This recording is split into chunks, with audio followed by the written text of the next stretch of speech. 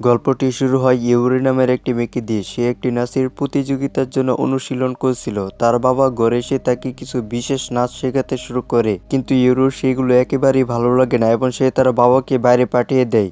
এরপর তার সাথে তার বিড়াল ইংয়ের দেখা হয়, যে সারাদিন টিভিতে অন্য বিড়ালদের দিকে তাকিয়ে থাকে। ইয়ং বিড়ালটিকে কম টিভি দেখতে বলে, না হলে তোমার চোখের ক্ষতি হবে, এবং সে চলে যায়। কিন্তু তারপর হঠাৎ টিভিতে একটি জরুরি সংবাদ প্রতিবেদন চলতে শুরু করে, যেখানে একটি অজানা জম্বি ভাইরাসের বিশ্বব্যাপী ছড়িয়ে পড়েছে ঘোষণা করা হয়। টিভিতে আরও দেখানো হয় যে আক্রান্ত মহাশয়রা একে অপরকে কামড়াচ্ছে এবং পাগলের মতন দৌড়াচ্ছে, আর এতে পুরো শহরে আতঙ্ক ছড়িয়ে পড়েছে।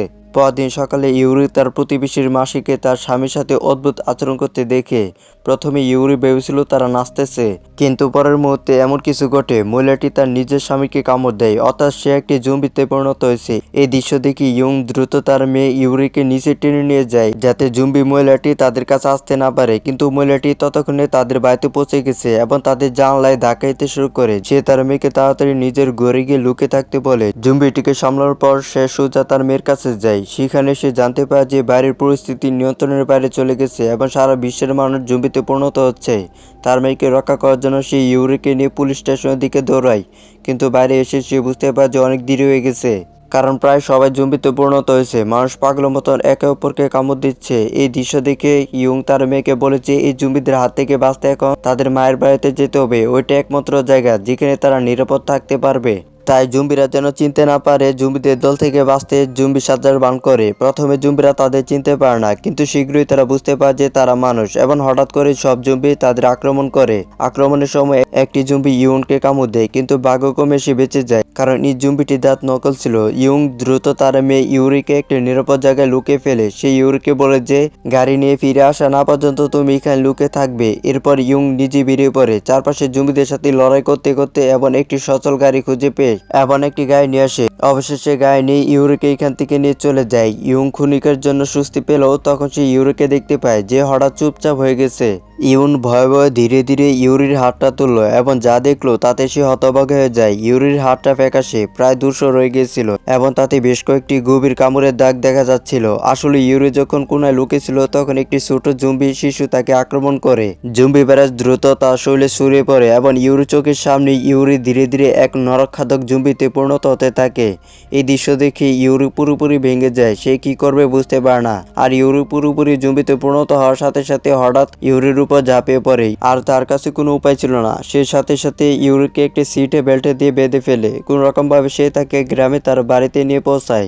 এরপর আমরা দেখি ইয়ং এর মা তার গাড়ির দিকে তাকিয়েছেন। তিনি বলেন, মনে হচ্ছে আমার ছেলে আর আমার নাতনি বাড়ি ফিরেছে। কিন্তু ইয়ং ভিতরে এলে ব্যাখ্যা করে যে আমাদের ইউরি এখন জম্বি হয়ে গেছে, আমি কি করব বুঝতে পারছিলাম না, তাই ওকে সঙ্গে করে নিয়ে এসেছি।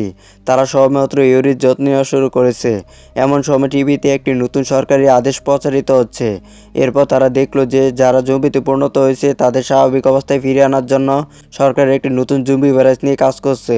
এ কথা শুনে ইয়ং এর মনে আশার সঞ্চার হলো, এবং পরদিন সে ইউরিকে চিকিৎসার জন্য হাসপাতালে নিয়ে গেল। কিন্তু সেখানকার দৃশ্য তাকে আতঙ্কিত করে তোলে। হাসপাতালটি চরম বিশৃঙ্খলায় বিরাজ করছিল। মানুষজন একে অপরকে কামড়াচ্ছে এবং জম্বিতে পরিণত হচ্ছে। ঠিক তখনই সেনাবাহিনী এসে পৌঁছালো, এবং এক মুহূর্তও না ভেবে সামনে দেখা প্রত্যেকটি জম্বিকে গুলি করতে শুরু করে। এই দৃশ্য দেখে ইয়ং বুঝতে পারলো যে সেনাবাহিনী যদি ইউরির কথা জানতে পারে তবে তারাও তাকে মেরে ফেলবে। তাই সে সঙ্গে সঙ্গে তার মেয়েকে নিয়ে বাড়ি ফিরে এলো। বাড়ি পৌঁছে সে তার মাকে বলল যে সে নিজে ইউরির কষ্টের অবসান ঘটাবে। এরপর ইয়ং বাইরে গিয়ে নিজের মেয়েকে হত্যা করে পুঁতে ফেলার জন্য একটি গর্ত খুঁড়তে শুরু করে। কিন্তু ইউরিকে হত্যা করার জন্য তার কাছে যেতে সে তার নিষ্পাপ মুখটি দেখতে পেল এবং কাঁদতে শুরু করে। তখন ইয়ং এর তার মেয়ের সাথে কাটানো পুরনো দিনগুলোর কথা মনে করতে শুরু করে। তার হাসি, তার নিষ্পাপতা, সে পুরোপুরি ভাবে ভেঙে পড়ে এবং তার মাকে বলে, আমি ইউরিকে মারতে দিব না, হয়তো এই ভাইরাসে কোনো প্রতিষেধক আছে এবং আমার মেয়ে আবার সুস্থ হয়ে উঠবে। কিন্তু তারা কথা বলতে বলতে ইউরি হঠাৎ ধরে পালায়। এটা দেখে ইয়ং আতঙ্কিত হয়ে পড়ে এবং সাথে সাথে তাকে খুঁজতে বেরিয়ে পড়ে, যাতে সে আর কারোর ক্ষতি করতে না পারে। সে সব জায়গায় খুঁজে, কিন্তু অনেক চেষ্টা করেও তাকে কোথাও খুঁজে পায় না। ইয়ং ব্যাখ্যা করে যে ছোটবেলায় ইউরি যখন এই গ্রামে আসতো সে প্রায় তাদের পুরনো কুঁড়ে ঘরে যেত। এটা ভেবে ইয়ং এবং তার মা সেই কুঁড়ে ঘরের দিকে রওনা দেয়। সেখানে পৌঁছে তারা ইউরিকে বসে থাকতে দেখে হতবাক হয়ে যায়। ইয়ং জিজ্ঞাসা করে যদি সে মারা গিয়ে জম্বিতে পরিণত হয়ে থাকে তাহলে সে এই সব কিছু কীভাবে মনে রাখছে। সে তার মেয়েকে সুস্থ করার জন্য সংকল্প করে। সে বলে সে মারা যায়নি, শুধু তার মনটা ঘুরিয়ে গেছে। এরপর সে তার স্মৃতি পরীক্ষা করার জন্য তার প্রিয় গানটি বাজায় এবং গান বাজতে শুরু করলে ইউরি ধীরে ধীরে নাচতে শুরু করে। এতে ইয়ুংয়ের চোখে আনন্দের অশ্রু চলে আসে। সে বুঝতে পারে যে তার মেয়ে এখনো কোথাও না কোথাও বেঁচে আছে। তাই সে ইউরিকে না মেরে তাকে সুস্থ করার জন্য চেষ্টা করার সিদ্ধান্ত নেয়। বাড়ি ফিরে সে গবেষণা করে জানতে পারে যে বিজ্ঞানীরা বিশ্বাস করেন যদি কোনো জম্বি মানুষের স্মৃতি ফিরে পায় তবে তার ব্রেন আবারও সক্রিয় হতে পারে এবং তাকে সুস্থ করাও যেতে পারে। সে যখন তাকে ধীরে ধীরে খাওয়াচ্ছিল তখন তার পুরনো বন্ধু দংবে এসে পৌঁছায়। সে জানালায় যে শহরে থাকতো, কিন্তু জম্বি ভাইরাস ছড়িয়ে পড়ার কারণে তাকে তার বন্ধু ইয়ুংয়ের খোঁজ নিতে গ্রামে আসতে হয়েছে। তবে ভিতরে ইউরিকে জম্বি অবস্থায় দেখা মাত্রই দংবে বুঝতে পারে যে ইয়ুং এবং তার মা তাকে সরকারের কাছ থেকে লুকিয়ে রেখেছে। সে সঙ্গে সঙ্গে একটি অজুহাত দেখে পুলিশকে ফোন করার জন্য বাইরে আসে, কিন্তু ইয়ুং তাকে থামিয়ে দিয়ে ব্যাখ্যা করে যে ইউরি পুরোপুরি জম্বি হয়ে যায়নি, তার এখনো সবকিছু মনে আছে। ঠিক তখনই তার মা বাইরে এসে দংবেইকে সান্ত্বনা দেওয়ার চেষ্টা করে। এরপর দুই বন্ধু গভীর রাত পর্যন্ত দীর্ঘক্ষণ কথা বলে এবং দংবে বুঝতে পারে যে ইয়ুং কেন এমন আচরণ করছে, কারণ সে নিজেও একজন ডাক্তার ছিল। তাই সে এই তথ্যটি জানে কোনো জম্বি যদি তার স্মৃতি ফিরে পায় তবে ভাইরাসটি তাকে দুর্বল করে দিতে পারে। কিন্তু বিপদ দেখে সে ইয়ুংকে তার মেয়ে ইউরিকে গ্রাম থেকে দূরে নিয়ে যেতে পরামর্শ দেয়, যাতে অন্য কারো জীবন বিপন্ন না হয়। এদিকে দাদি ইউরিকে ভালোভাবে স্নান করে ঘুম পাড়িয়ে দেয়। এরপর ইয়ুং তাদের বলে যে দংবে তাকে গ্রাম ছেড়ে অনেক দূরে কোথাও চলে যেতে বলছে, নইলে সে পুলিশকে সব বলে দিবে। এই দুশ্চিন্তায় ইয়ুং সারা রাত ঘুমাতে পারে না। কিন্তু পরদিন সকালে দংবে আবার তার সাথে দেখা করে এবং তাকে বলে যে তাদের এই কথাটি গোপন রাখতে রাজি। সে ইয়ুংকে বলে যে টিকা তৈরি না হওয়া পর্যন্ত সে ইউরিকে সুস্থ হতে সাহায্য করবে। এরপর ইয়ুং তার মেয়েকে একটি নির্জন সমুদ্র সৈকতে নিয়ে যায়, যেখানে কেউ যায় না। এই জায়গাটি ইউরির প্রশিক্ষণ এবং সুস্থ হয়ে ওঠার জন্য উপযুক্ত। প্রথমে তারা ইউরিকে কাউকে কামড় না দিতে শেখানোর চেষ্টা করে। এই প্রশিক্ষণটি শুরুতে বেশ কঠিন ছিল, কিন্তু ধীরে ধীরে ইউরির উন্নতি দেখাতে শুরু করে। এই সময় ইয়ুং একটি গুরুত্বপূর্ণ বিষয় বুঝতে পারে। বাঁশির শব্দ শুনলে ইউরি থেমে যায়। যখন সে আক্রমণ করতে যেত ইয়ুং বাঁশি বাজাতো এবং সে সঙ্গে সঙ্গে শান্ত হয়ে যেত। ইয়ুং বলল, যাই হোক, এটা ভালো যে ইউরি কোনো কিছু শিখছে। এরপর তারা তিনজনই তাকে নানা জিনিস শেখাতে শুরু করে। বুঝিয়ে বলল যে তাকে শুধু মানুষকে কামড়ানো থেকে বিরত থাকলে চলবে না, বরং মানুষের মতো আচরণ করতে এবং তাদের সাথে স্বাভাবিকভাবে থাকতেও শিখতে হবে। ইয়ুং ইউরিকে রান্না করা মাংস খাওয়ায় যাতে সে কাঁচা মাংস অভ্যস্ত না হয়ে যায়। এই প্রশিক্ষণে মাস কেটে যায় এবং ইয়ুং প্রতিদিন ইউরির একটি ছবি তুলে একটি ডায়েরিতে সেটে রাখে আর তাদের মধ্যে দেখা পরিবর্তনগুলো রেখে রাখে। প্রায় 8 মাসে কঠোর পরিশ্রমের পর ইউরি একটি শব্দ বলতে শিখে পাপা। এটা ছিল ইউরির জীবনের সবচেয়ে বড় মুহূর্ত। এখন ইউরি পুরোপুরি শান্ত হয়ে গেছে, সে কাউকে কামড়ায় না এবং এমনকি হাই বলতে শিখেছে।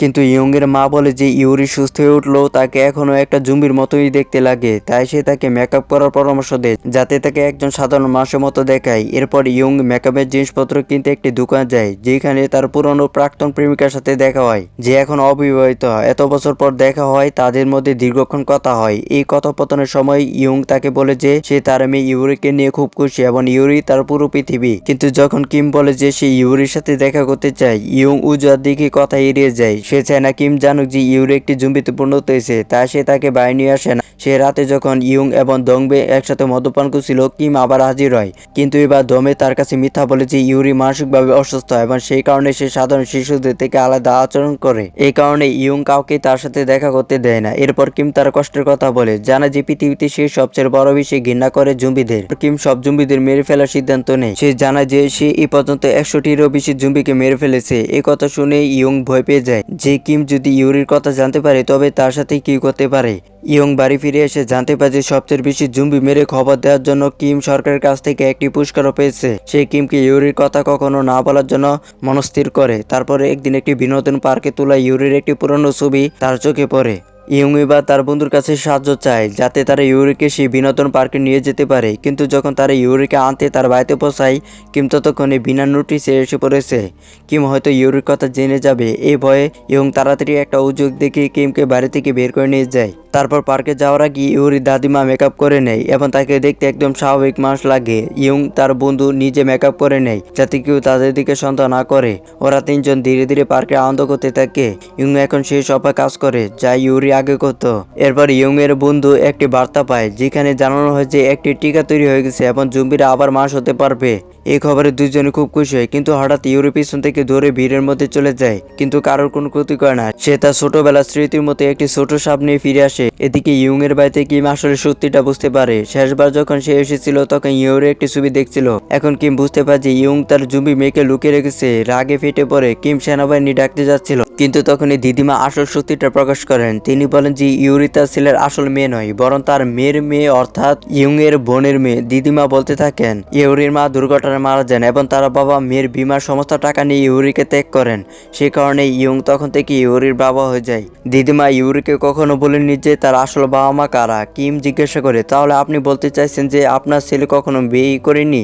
দিদিমা উত্তর দেয়, হ্যাঁ, এবং এই বাধ্যকতার কারণেই আমার ছেলে তোমাকে ছেড়ে চলে গেছে। কিম ইয়ং এর গোপন কথাটি রাখতে রাজি হয়। এরপর ইয়ং যখন ইউরিকে নিয়ে বাড়ি ফিরে দিদিমা তাকে আরো একটি দুঃসংবাদ দেন। দিদিমা বলেন, গ্রামে সবাই আলোচনা করছে যে আমাদের ইউরি কেন স্কুলে যাচ্ছে না, তাই আমাদের কিছু একটা করে ওকে স্কুলে পাঠাতে হবে, না হলে লোকে সন্দেহ করবে। তখন কিম, যে নিজেও একই স্কুলের একজন শিক্ষক, বলে, আমি আপনার মেয়েকে সাহায্য করব। পরদিন ইউরি পুরোপুরি পোশাক পরে স্কুলে আসে, কিন্তু অন্য বাচ্চারা তাকে নিয়ে হাসি ঠাট্টা করতে শুরু করে। এরপর বাচ্চারা যখন খেলছিল তখন একটি বল ইউরির গায়ে লাগে। এখন যেহেতু সে একটা জম্বি, তার শরীর এতটাই হালকা হয়ে গেছিল যে সে পড়ে যাচ্ছিল, আর তার মুখের গড়ন বদলে গেছিল, যা দেখতে চ্যাপ্টা। ইয়ং সব বাচ্চাদের জন্য উপহার নিয়ে এসেছে। সে বলল, যা কিছু ঘটেছে তোমরা সব ভুলে যাবে, এটা কোনো বড় ব্যাপার না। উপহারগুলো পাওয়ার পর বাচ্চারাও ইউরোপ বন্ধু হয়ে গেল, আর স্কুল থেকে বেরোনোর সময় তার দিকে হাত নাড়লো। ইয়ং বলল, আমার মেয়ে খুব ভালো কাজ করছে। স্কুলের